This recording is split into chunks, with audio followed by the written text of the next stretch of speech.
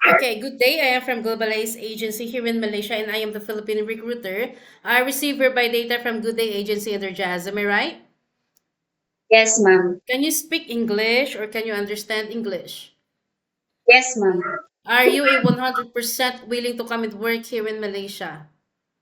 Yes, ma'am. Do you have any friends or any family members working here? Friends only, ma'am.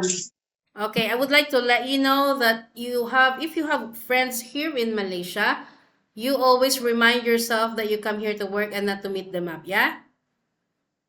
Yes, ma'am. Okay, so are you healthy or do you have any health issues in your body? No, ma'am. I'm healthy. Okay, so our interview, this is recorded and it will be uploaded in our YouTube channel, but at the same time, our profile will be uploaded in our website. Do you agree? Yes, ma'am. I agree. Why did you choose to come and work here in Malaysia? Because no salary deduction and placement fee. Okay, so what is your name? My name is Ellen Villamor Giniston. I'm 28 years old. I have a live-in partner, and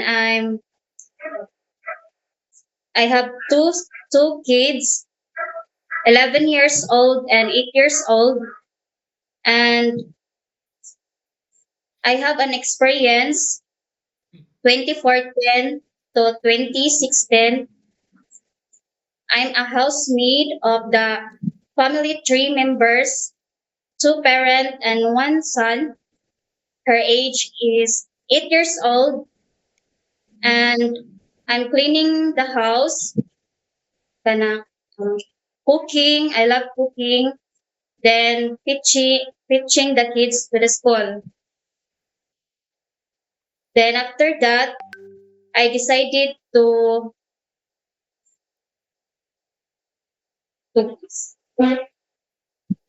to working 2018. I'm a house helper of the Chinese for 8 months, and I'm cooking, ironing, washing the clothes, and that's all, ma'am.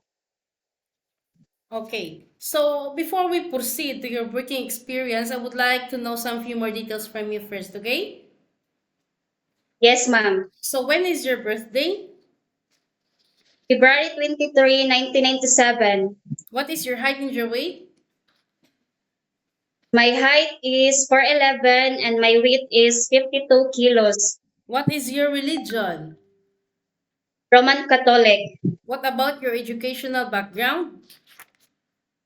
High school graduate only, ma'am. Okay, so you mentioned that you got live-in partner and you got two kids, and these kids' ages is 11 and 8 years old, right? Ma'am. What is your live-in partner occupation and how old is he? Cell phone technician, ma'am. Did he allow you to come and work here in Malaysia? Yes, ma'am. Okay, so working as a domestic helper is not that so easy and it is a very tough job knowing that this is your first time working abroad, right? Yes, ma'am. So you need to get ready yourself. You need to prepare yourself because you might expect those things that you might experience also those things that you didn't experience in the Philippines. Okay, are you ready for any task that the employer will be given to you? Yes, ma'am. Are you okay to take your children or baby while doing house chores at the same time? Yes, ma'am. Can you take your elderly people? No, ma'am. Can you cook? Yes, ma'am. I can cook. What variety of cuisine you can prepare then? Filipino food. But Chinese food. okay, so but you are willing to learn some new recipes, right? Yes, ma'am. Willing to learn. Can you caregiving for bedridden patient and disabled person? No, ma'am. Are you comfortable taking care of pets? Yes, ma'am. Okay, so in your profile, as you have mentioned earlier also, it was stated that you have a working experience way back March 2018 to October 2018 for 8 months. And as you have mentioned, you are a house helper. You do the house chores, cooking, laundry, and ironing, right? Yes, ma'am. Is it a stay-in maid? Yes, ma'am. Okay, after that, way back 2014 to 2016, you are also a housemaid for 2 years, right? Yes, ma'am. In which part of the Philippines is this? Uh, Phil, Leyte, ma'am. Barangay Poblacion, Arguera, Leyte. Okay, so for 8 months, it's Leyte also. No, ma'am. Here in Manila.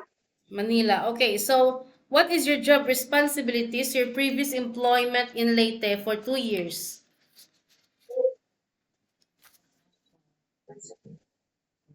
Because No, what is your job responsibilities to your previous employment in Leyte for 2 years? I'm cleaning the house, ma'am. Okay, and then Okay. Cleaning, gardening, you do the cooking, laundry, ironing, gardening. the kids, ma'am. How many children you take care? Only one How son, old? 8 years old. Okay. So after 2016, do you have any working experience or you are a full-time mother after this? Full-time mom. 2016 and until recently, you are a full-time mother.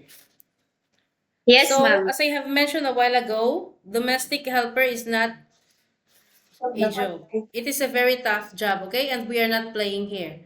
You will going to sign a 2 years contract. Any uncertain situations that might happen to your family back in the Philippines, please be remind yourself that you cannot easily go back home. Terminating or breaching of contract, you know that there will be a consequences, which is you need to pay your employer and at the same time the agency, as nobody forced you to come to work here in Malaysia, right? Yes, ma'am. I agree. Usage of mobile handphone, you cannot hold your phone for 24 hours, but rather than you can hold it during nighttime only. After you finish your job for the whole day and you will render your phone on the next morning before you start your work.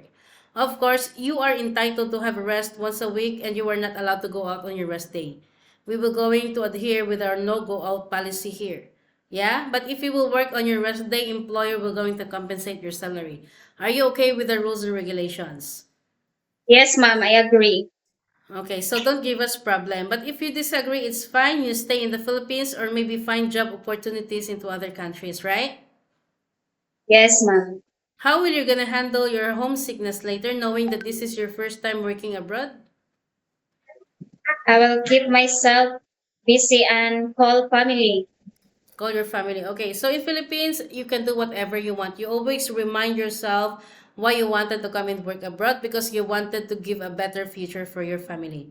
In Philippines, you can do whatever you want, but don't bring here in Malaysia, okay? You can be the Yes, boss ma'am. there, but here we need to humble ourselves. We need to follow the rules and regulations, and we need to respect the culture of the employer at the same time. Yeah? Yes, ma'am. I understand, ma'am. If you have any problems or any concerns, inform your employer because you will be the one working inside the premises for 2 years. Yeah? Yes, ma'am. I think that's all for now. Thank you for your time. It was my pleasure meeting you. But please stay connected through WhatsApp because globalized agents will going to contact you to conduct an interview together with the employer. Okay? Okay, ma'am. Thank you Thank so much you. and have a good day.